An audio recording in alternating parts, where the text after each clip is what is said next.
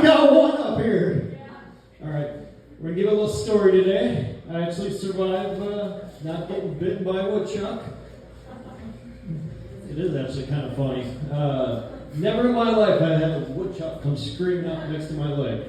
And at that moment I feel like I was watching Caddyshack again with a little gopher just chasing her head like that.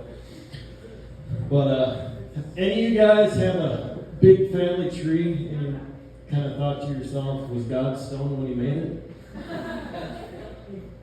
You know, on one side you have the lawyer, you have the architect, you have the veterans, you have the firefighters, everything perfect, right? On the opposite side, you have a famous gay piano player, and then you have me, comedian. Yeah.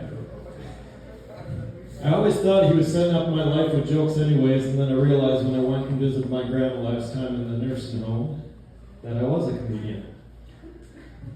Nothing better than your grandma walking out saying, hey, the next time you see me and I pass away, the last time you saw me, I was walking out of the bathroom because I took a shit. So just let you know. Your grandma took a shit and it was the last time she ever saw you.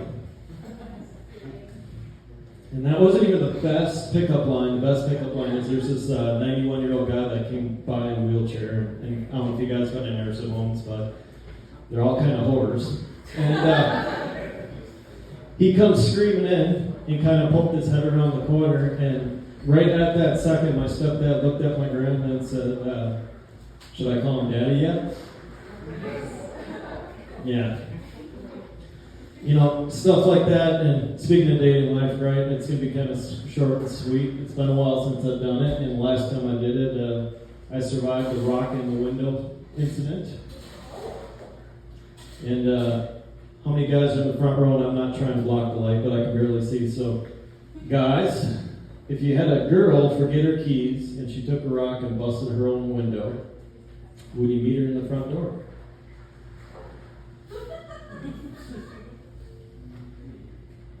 Yes, I did. And at that moment, you kind of realize, you look at yourself and be like, you know what? I'm going to make tons of money at this joke up on stage. What would you do? I did not run away. I took that crate to town.